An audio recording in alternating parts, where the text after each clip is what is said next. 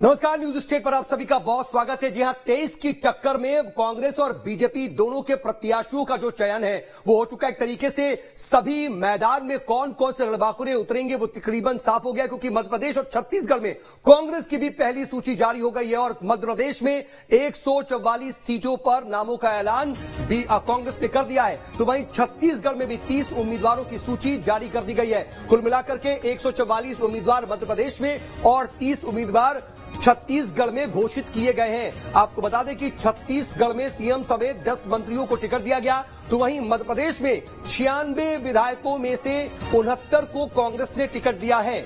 इसके अलावा एमपी की अगर बात कर ले तो इन 144 नामों की अगर बात करें तो 39 ओबीसी हैं। इसके अलावा एससी के 22 कैंडिडेट हैं और एसटी वर्ग से 30 कैंडिडेटों को मौका दिया गया है। वहीं छत्तीसगढ़ में भी देखा जाए तो 14 एसटी हैं, 30 एससी वर्ग से और 9 ओबीसी वर्ग से आने वाले प्रत्याशियों को मौका दिया गया है, भरोसा जताया गया है कांग्रेस की तरफ से। मध्य प्रदेश की बात कर रहे थे, इसके अलावा छत्तीसगढ़ की बात करें तो यहां पर 9 अल्पसंख्यकों को मौका दिया गया। इसके अलावा 3 सामान्य उम्मीदवार उतारे गए। पाटन की हम खास तौर पर बात कर ले तो पाटन से मुख्यमंत्री भूपेश बघेल को टिकट मिला है और टीएस सिंहदेव जो कि उप मुख्यमंत्री है अंबिकापुर से, वो मैदान में रहेंगे। रमन सिंह के सामने गिरीश देवांगन चुनाव लड़ेंगे। रमन सिंह ने इस पर कहा भी कि कोई भी मैदान में आ जाए उससे फर्क नहीं पड़ता, लेकिन अब गिरीश देवांगन रमन सिंह के सामने होंगे कांग्रेस के प्रत्याशी। इस पर से पर्दा उठ गया है। एमपी के पूर्व विधानसभा अध्यक्ष एनपी का टिकट काट दिया गया है। कुल मिलाकर के कुछ टिकट भी कांग्रेस ने काटे। 144 उम्मीदवारों की जो सूची मध्य प्रदेश में जारी हुई है, कुछ ऐसे भी नाम हैं जिन्हें टिकट मिलने की उम्मीद जताई जा रही थी, उनको टिकट नहीं मिला। और बुधनी की अगर बात कर ले तो जहां से मुख्यमंत्री शिवराज सिंह चौहान ताल ठोकेंगे, उनके सामने कांग्रेस से विक्रम मस्तान अब चुनावी मैदान में होंगे। कुल मिलाकर के मुकाबला किसके किसके बीच है, बहुत हद तक के तस्वीर साफ हो गई है। मध्य प्रदेश की लगातार हम बात करें और ये जो सूची जारी हुई है, इस सूची की जो बड़ी बातें हैं, खास बातें हैं, उसका जो विश्लेषण है वो लगातार हम कर रहे हैं। और देखिए इस वक्त की आ रही एक बड़ी खबर बता दें, छत्तीसगढ़ की बात करें तो यहां पर 30 उम्मीदवारों की पहली सूची जारी की है। 20 सीटों पर पहले चरण में मतदान हो रहा है छत्तीसगढ़ में और इन 20 सीटों में सभी उम्मीदवारों को घोषित कर दिया गया है। इन 30 में वो 20 नाम भी शामिल है जहां पर पहले चरण में 7 तारीख को मतदान होगा। और छत्तीसगढ़ की हम बात कर रहे हैं तो यहां पर भी कई अहम फैक्टर्स देखने को मिल रहा है।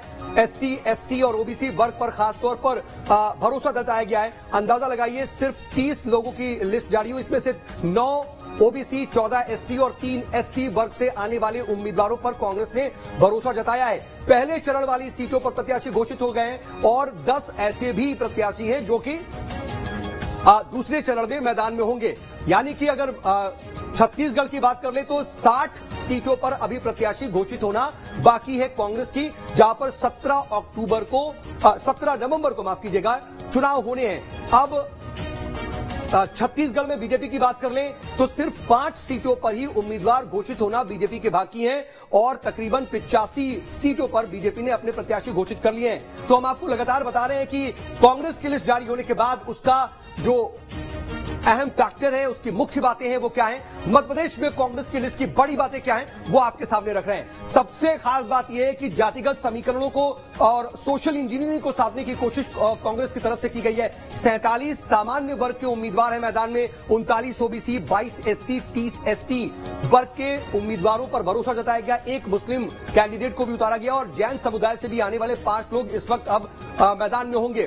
कौन कौन सी किस सीट से मैदान में प्रत्याशी है वो भी हम आपको बता रहे हैं। आपको बता दें कि मस्ताल प्रत्याशी टीवी सीरियल में काम कर चुके हैं, विक्रम मस्ताल की हम बात कर रहे हैं। दरअसल शिवराज सिंह चौहान के सामने वो ताल ठोकने वाले हैं। इसके अलावा अगर हम आपको बता दें, चाचौड़ा से चाचा और भतीजे को टिकट मिला गया है। राघवगढ़ से दिग्विजय के बेटे जयवर्धन सिंह को टिकट दे दिया गया है। चाचौड़ा से लक्ष्मण सिंह चुनाव लड़ेंगे। सतना से कांग्रेस के विधायक सिद्धार्थ कुशवाहा को उतारा गया है। तो ये मुख्य बातें हैं और कौन कौन से मुख्य उम्मीदवार हैं वो हम आपको बता रहे हैं, एक एक करके उसकी पूरी जानकारी दे रहे हैं। बता दें कि सतना से जो दोनों प्रत्याशी होंगे कांग्रेस के और बीजेपी के, दोनों के ही ओबीसी वर्ग से होंगे, क्योंकि सतना से बीजेपी ने सिद्धार्थ कुशवाहा को मैदान में उतारा है और कांग्रेस की अगर बात कर ले तो लक्ष्मण सिंह चुनाव यहां से लड़ेंगे। तो ये खास बातें हैं मध्य प्रदेश की। मध्य प्रदेश में एक मुस्लिम चेहरे को भी कांग्रेस ने मैदान में उतारा। इन 144 में जैन समुदाय से आने वाले 5 प्रत्याशियों पर भरोसा जताया है। शिवराज सिंह चौहान के सामने विक्रम मस्ताल ताल ठोकेंगे। टीवी सीरियल में हनुमान की भूमिका निभा चुके हैं और अब क्या वो मुख्यमंत्री को उतनी बड़ी चुनौती दे पाएंगे, ये देखने वाली बात होगी। वहीं अलग अलग सीटों पर कौन से अहम चेहरे हैं वो हम आपको बता रहे हैं। सबसे खास बात ये दिख रही है कि सोशल इंजीनियरिंग को साधने की कांग्रेस की तरफ से कोशिश है। 144 उम्मीदवारों में 47 जो हैं वो सामान्य वर्ग से हैं, लेकिन 39 ओबीसी वर्ग से आने वाले हैं। उसके अलावा एससी और एसटी वर्ग से भी अच्छे खासे प्रत्याशियों को मौका दिया गया है। और हम आपको यह भी बता रहे हैं कि जैन समुदाय से भी 5 ऐसे चेहरे हैं जिनको मैदान में उतारा गया है। तो अब हम आपको उसकी पूरी की पूरी डिटेल बताने की कोशिश कर रहे हैं कि जरा बुधनी सीट की जो टक्कर है वो कैसी रहने वाली है। 2006 में बुधनी सीट पर सीएम लगातार जीत रहे हैं और 1985 के बाद की अगर बात कर ले तो 1985 के बाद से कांग्रेस ने यहां पर जीत दर्ज नहीं की है और रामायण में हनुमान की भूमिका निभाने वाले को प्रत्याशी बनाया है। इसके अलावा आपको बता दें कि 1985 के बाद से कांग्रेस को यहां से जीत नहीं मिली है। लगातार 2006 से मुख्यमंत्री शिवराज सिंह चौहान यहां पर मैदान में हैं और लगातार जीत भी दर्ज कर रहे हैं। तो आपको हम बता रहे हैं कि बुधनी की अब टक्कर कैसे रहने वाली, क्योंकि दोनों ही प्रत्याशी सामने आ चुके हैं। ये दो चेहरे, एक तरफ प्रदेश का सबसे बड़ा चेहरा मुख्यमंत्री शिवराज सिंह चौहान, तो दूसरी तरफ कांग्रेस के प्रत्याशी। और आपको बता दें कि 1985 के बाद से कांग्रेस के लिए बुधनी की जो सीट है वो सबसे मुश्किल तरीन सीटों में से एक है, क्योंकि अभी तक जीत दर्ज नहीं हुई है। और कांग्रेस ने जो टीवी एक्टर हैं विक्रम मस्ताल, उन्हें उम्मीदवार बनाया है। मुख्यमंत्री शिवराज सिंह चौहान के सामने देखिए विक्रम मस्ताल अब ताल ठोकेंगे। फिलहाल अगर उनकी बात कर ले तो वो रामायण सीरियल में हनुमान की भूमिका निभा के थे। 2006 से हम आपको बता रहे हैं कि मुख्यमंत्री शिवराज सिंह चौहान के पास ये अहम सीट है।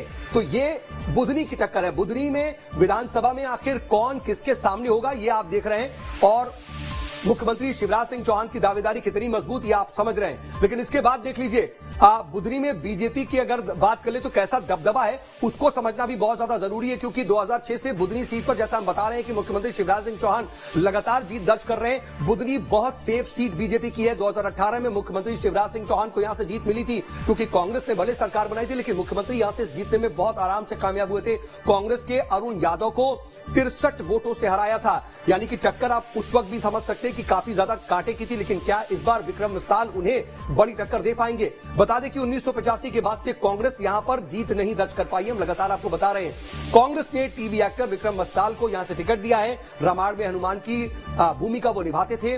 बीजेपी जब पिछली बार के विधानसभा चुनाव की बात करते हैं तो महज 63 सीटों से जीत दर्ज कर पाई थी, क्योंकि सामने अरुण यादव थे। लेकिन क्या इस वक्त जब मुख्यमंत्री के सामने विक्रम मस्ताल होंगे तो वो भी क्या इतनी बड़ी चुनौती उनके सामने दे पाएंगे? ये अपने आप में अहम सवाल होगा। लेकिन बुधनी सीट की जो टक्कर है वो काफी ज्यादा अहम, क्योंकि जाहिर सी बात है प्रदेश का जो सबसे बड़ा चेहरा है मुख्यमंत्री शिवराज सिंह चौहान यहां से चुनावी मैदान में है। सबकी नजरें टिकी हुई थी कि अब कांग्रेस अपना कौन सा प्रत्याशी यहां पर मैदान में उतारता है। और देखिए बीजेपी की तरफ से प्रतिक्रिया भी सामने आ रही है। वो कह रहे हैं, बीजेपी की तरफ से रजनीश अग्रवाल का बयान भी सामने आ गया कि कई जगहों पर बलि का बकरा बनाया गया बहुत से प्रत्याशियों को और थके हुए प्रत्याशियों को उतारा गया है। लेकिन बुधनी में क्या ऐसी स्थिति है ये समय बताएगा, क्योंकि बुधनी 1985 से कांग्रेस यहां पर जीत दर्ज करने के लिए मशक्कत कर रही है। लेकिन अब इसके अलावा दूसरी सीट आप देख लीजिए।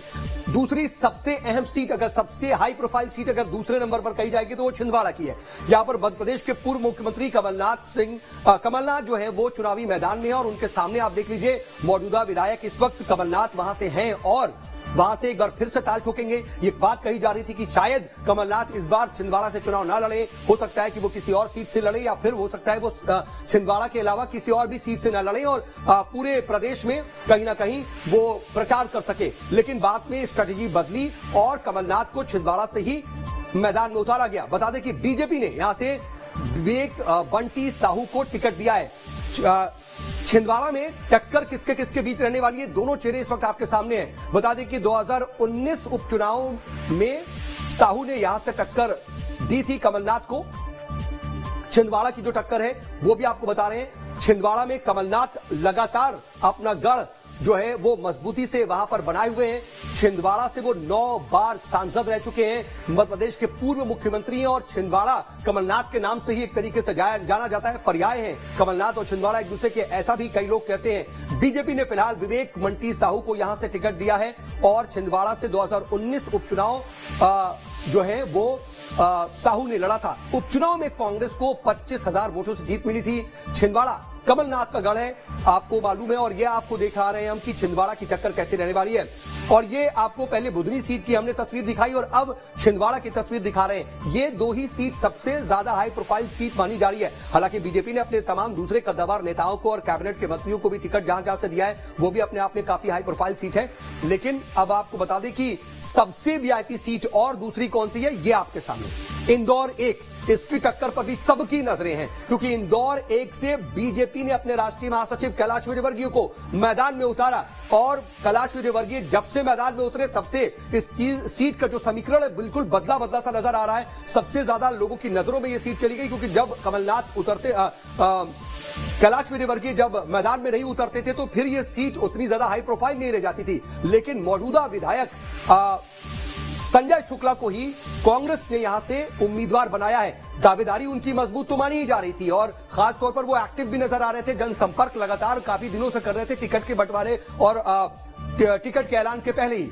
लेकिन आपको हम ये भी बता रहे हैं कि कैसे अब ये जो सीट है इस पर खासतौर पर लोगों की नजर रहने वाली है।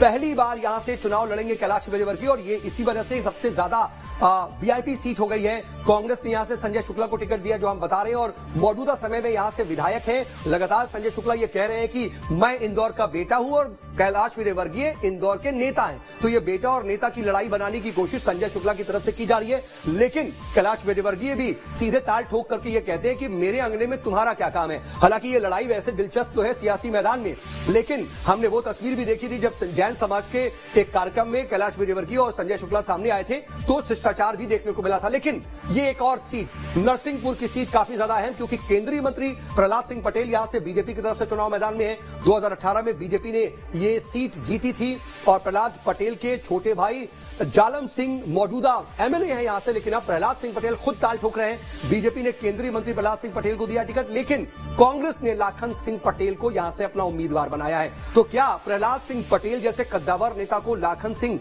टक्कर दे पाएंगे, ये अपने आप में सबसे अहम सवाल यहां से हो गया है। तो ये कुछ अहम बातें, नरसिंहपुर की टक्कर कैसे रहने वाली है।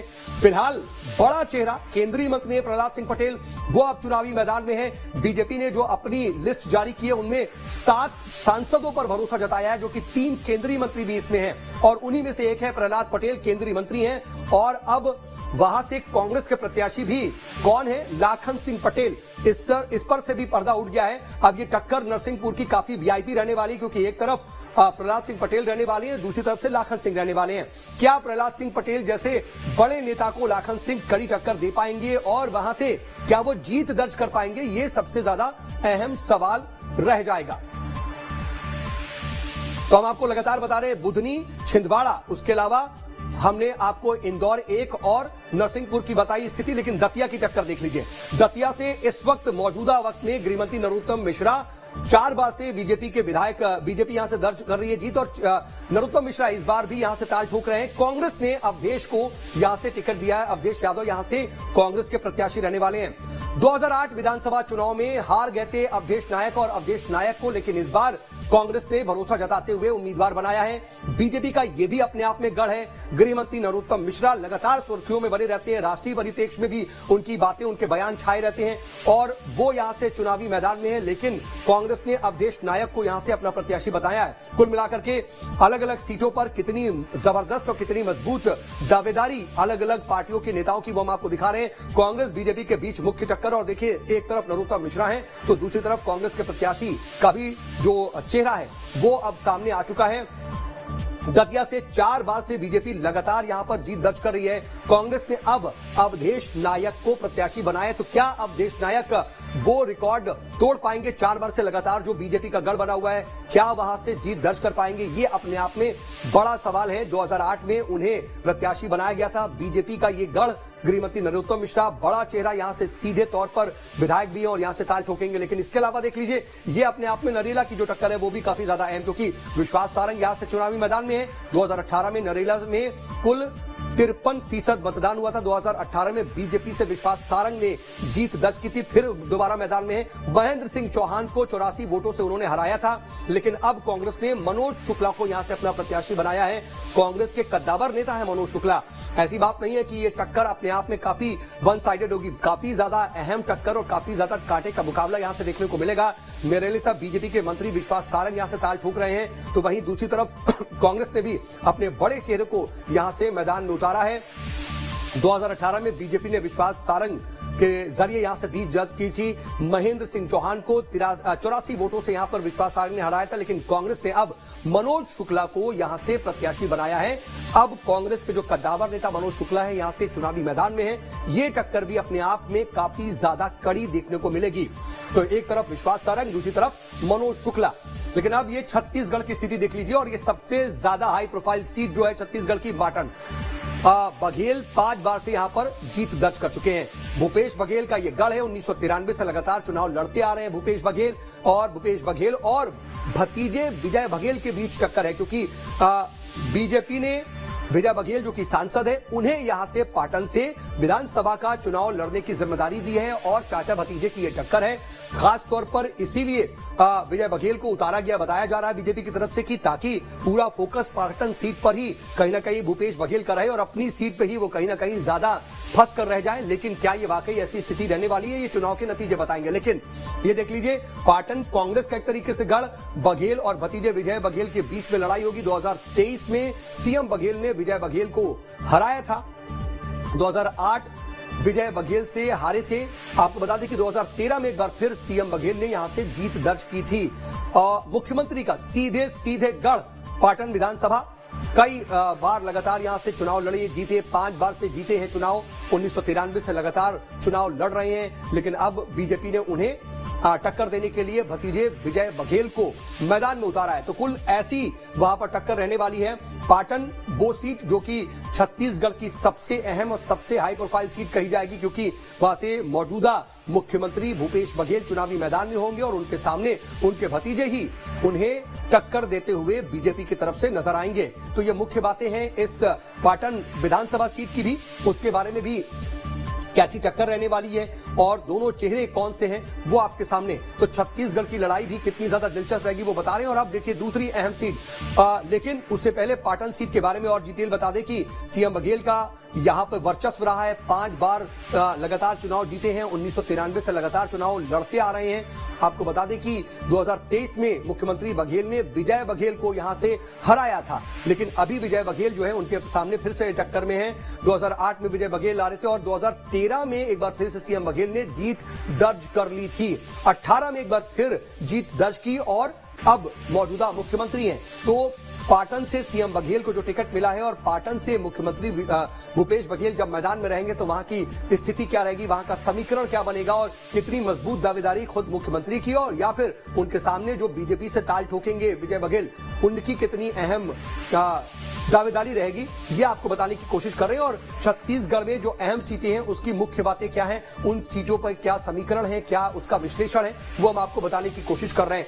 तो ये तस्वीरें अपने आप में अब साफ होती दिखाई दे रही है, क्योंकि अब गिनती के 30 दिन बचे हैं चुनाव प्रचार के और 32वें दिन देख लीजिए चुनाव होगा मध्य प्रदेश और छत्तीसगढ़ में दूसरे चरण का वोटिंग होगी उस दिन। लेकिन उससे पहले 7 नवंबर को छत्तीसगढ़ में 20 सीटों पर मतदान होगा और उन सभी 20 सीटों पर से उसके जो प्रत्याशी कौन होंगे, कांग्रेस के उम्मीदवार कौन होंगे, उस पर से भी पर्दा उठ गया है। लेकिन पाटन सीट के बाद दूसरी अहम सीट कौन सी होगी, राजनांदगांव, क्योंकि राजनांदगांव की टक्कर भी अहम, क्योंकि 2008 से बीजेपी का दबदबा रहा। 15 साल से रमन सिंह यहां पर लगातार जीत रहे हैं। यहां बड़ी तादाद में पिछड़ा वर्ग का वोट बैंक है, ओबीसी पर खास फोकस कांग्रेस का है। तो क्या इस बार जाएगा, सामान्य वर्ग के वोटर्स का भी यहां पर अहम रोल रहता है। कांग्रेस ने गिरीश देवांगन को अब टिकट दिया है, तो कुल मिलाकर के रमन सिंह इस सीट पर सबसे अहम, 2008 से ही बीजेपी का दबदबा, लेकिन रमन सिंह के सामने क्या गिरीश देवांगन बड़ी चुनौती दे पाएंगे उन्हें, क्या टक्कर दे पाएंगे और क्या वो रमन सिंह को शिकस्त दे पाएंगे? अब सबकी नजरें इस पर टिकी हुई रहेंगी।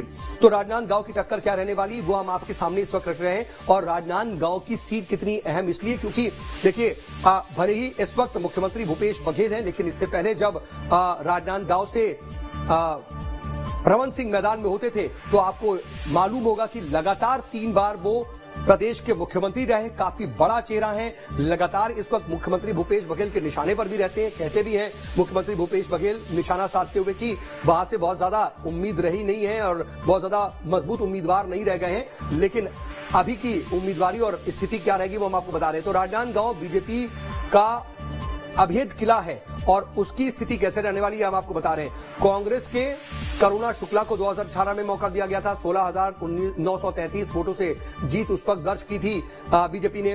1967 में कांग्रेस ने यहां से प्रत्याशी उतारा, किशोरीलाल शुक्ला 1972 में फिर से जीते थे। तो ये क्या समीकरण रहा है राजनांदगांव का वो बता रहे हैं। 15 साल से बीजेपी का यहां पर लगातार दबदबा है, 2008, 2013, 2000, उसके अलावा बाकी सीटों पर भी हम लगातार आपको बता रहे हैं कि क्या स्थिति रही है।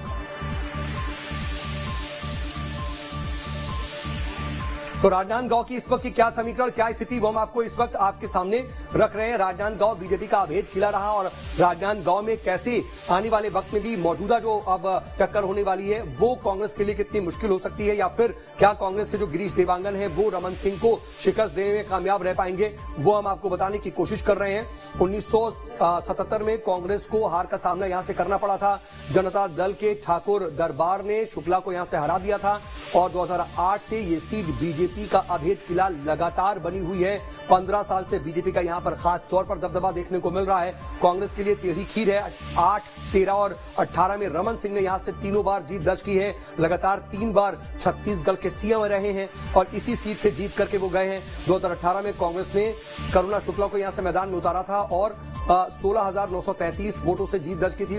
1967 में कांग्रेस से किशोरीलाल शुक्ला यहां से जीते थे। कुल मिलाकर के राजनांदगांव भी काफी ज्यादा अहम रहने वाला है। 1972 में एक बार फिर से यहां पर उन्हें कामयाबी मिली थी, 77 में कांग्रेस को, लेकिन हार का सामना करना पड़ा था। खास तौर पर 2008 से लेकर के 2023 की स्थिति अगर देख लें तो अभी लगातार अभेद किला बना हुआ है राजनांदगांव बीजेपी का। मुख्यमंत्री रहे हैं रमन सिंह, 3 बार लगातार यहीं से जीत करके वो विधानसभा पहुंचे थे और 8, 13 और उसके बाद 18 में भी रमन सिंह ने यहां से जीत दर्ज की है। तो एक तरफ पाटन की सीट थी तो दूसरी तरफ राजनांदगांव की सीट। राजनांदगांव की सीट कितनी ज्यादा अहम है, उसका सियासी समीकरण क्या रहा है, अभी तक की क्या स्थिति रही है वो आपको बता रहे हैं। लेकिन अब देखिए अगली सीट चित्रकूट की समझ लीजिए, इसका रण भी काफी अहम। दीपक बैज को यहां से कांग्रेस ने टिकट दिया। बस्तर से सांसद है दीपक बैज और वर्तमान समय में कांग्रेस प्रदेश अध्यक्ष भी है दीपक बैज। पीसीसी चीफ को यहां से चित्रकूट से टिकट दिया गया है। दीपक बैज के सामने बीजेपी के कौन है, विनायक, और पिछले 10 साल से कांग्रेस का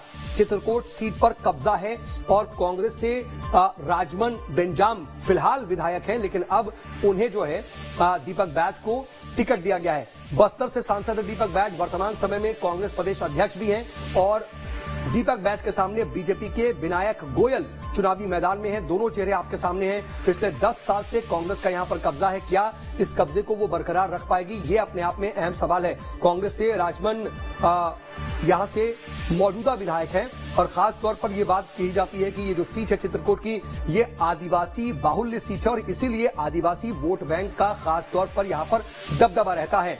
तो क्या इस बार भी अपना वर्चस्व और अपना दबदबा यहां से कांग्रेस कायम रख पाएगी, ये देखने वाली बात होगी। लेकिन अब इसके अलावा अगली सीट देख लीजिए, दुर्ग ग्रामीण की लड़ाई क्या रहने वाली वो हम आपको बता रहे हैं। कांग्रेस ने एक बार फिर से ताम्रध्वज साहू को यहां से मैदान में उतारा है और बता दें आपको कि ललित चंद्राकर और ताम्रध्वज साहू के बीच में यहां पर टक्कर है, क्योंकि बीजेपी की तरफ से ललित चंद्राकर मैदान में है। पिछली बार भारी वोटों से जीत दर्ज की थी बीजेपी प्रत्याशी, बता दें आपको कि नागेश्वर की करारी यहां पर उस वक्त हार हुई थी और 3 बार के चुनाव में 2 बार कांग्रेस यहां से जीत दर्ज कर चुकी है और यहां पर ओबीसी जो वोटर हैं उनका काफी ज्यादा अहम रोल रहता है और लगातार बीजेपी लगातार जो है वो कांग्रेस ओबीसी वोटर्स को साधने की कोशिश कर रही है, उस कहीं ना कहीं समीकरण को बैठाने की कोशिश कर रही है। मौजूदा लिस्ट में भी वही चीज दिख रही है, तो क्या ओबीसी वोटर्स उसके साथ जाएंगे या फिर नहीं, ये देखने वाली बात होगी। करीब 72% आबादी यहां पर ओबीसी वर्ग की ही है इस सीट पर। दुर्ग ग्रामीण पर एक तरीके से ओबीसी वोटरों का ही वर्चस्व है। साहू और कुर्मी समाज के जो मतदाता हैं उनका भी यहां पर दबदबा कहा जाता है। तो अब ये टक्कर कैसी रहने वाली वो आप देखेंगे। लेकिन अब अगली तस्वीर देख लीजिए, ये सक्ती विधानसभा सीट की तस्वीर है और यहां की स्थिति क्या है। यहां चरणदास महंत को बीजेपी के खिलावन साहू से टक्कर झेलनी पड़ेगी और यहां पर एक तरफ चरणदास महंत होंगे तो दूसरी तरफ बीजेपी के खिलावन साहू होंगे। 2018 में महंत ने यहां पर बीजेपी उम्मीदवार को हरा दिया था। बीजेपी के मेघराम उस वक्त मैदान में थे और उनको बड़ी हार का सामना उस वक्त करना पड़ा था। बता दें कि चरणदास महंत वर्तमान में विधानसभा अध्यक्ष भी हैं, तो बड़ा चेहरा भी है। सक्ती विधानसभा से वो ताल ठोकेंगे। पिछली बार भी मैदान में थे और बड़ी जीत दर्ज की थी। फिर इसके बाद उन्हें कांग्रेस ने यहां से भरोसा जताते हुए उम्मीदवार बनाया है। बता दें कि बीजेपी के मेघराम को पिछली बार उन्होंने बड़ी अंतर से हराया था और 2018 में महंत ने जो बीजेपी के उम्मीदवार थे उन्हें हरा दिया था। लेकिन अब देखिए अगली सीट क्या है। कोंडागांव की लड़ाई कैसे रहने वाली है वो भी आप देख लीजिए। और कोंडागांव की बात करें तो मोहन मरकाम कांग्रेस से इस वक्त अब चुनावी मैदान में है, लेकिन दूसरी तरफ अगर बीजेपी की बात कर ले तो लता हुसैन भी बीजेपी की तरफ से यहां पर ताल ठोकेंगी। तो ये आपके सामने 2013 और 2018 में क्या स्थिति थी। कोंडागांव आदिवासी बाहुल्य सीट है, आदिवासियों का यहां पर खास तौर पर वोटरों का वर्चस्व है। वहां की क्या रहने वाली स्थिति वो भी बता रहे हैं। अब आपके सामने कवर्धा की तस्वीर दिखा रहे हैं। कांग्रेस ने मोहम्मद अकबर को यहां से मैदान में उतारा है। छत्तीसगढ़ के वन मंत्री हैं मोहम्मद अकबर, वो अब यहां से ताल ठोकेंगे। बता दें कि बीजेपी ने विजय शर्मा को यहां से उम्मीदवार उतारा है, तो बीजेपी के विजय शर्मा उनके सामने यहां से चुनावी मैदान में ताल ठोकेंगे। तो कुल मिलाकर के ये स्थिति है, चाहे वो मध्य प्रदेश हो चाहे वो छत्तीसगढ़। अगर मध्य प्रदेश की बात कर ले तो 136 उम्मीदवार बीजेपी के और अब 144 पहली लिस्ट में कांग्रेस ने अपने उम्मीदवार सामने रख दिए हैं। कुल मिलाकर के जबरदस्त फाइट लग रही है और उसका एक एक विश्लेषण लगातार न्यूज स्टेट आपको बता रहा है। एक बहुत छोटे से ब्रेक के बाद फौरन हाजिर होंगे।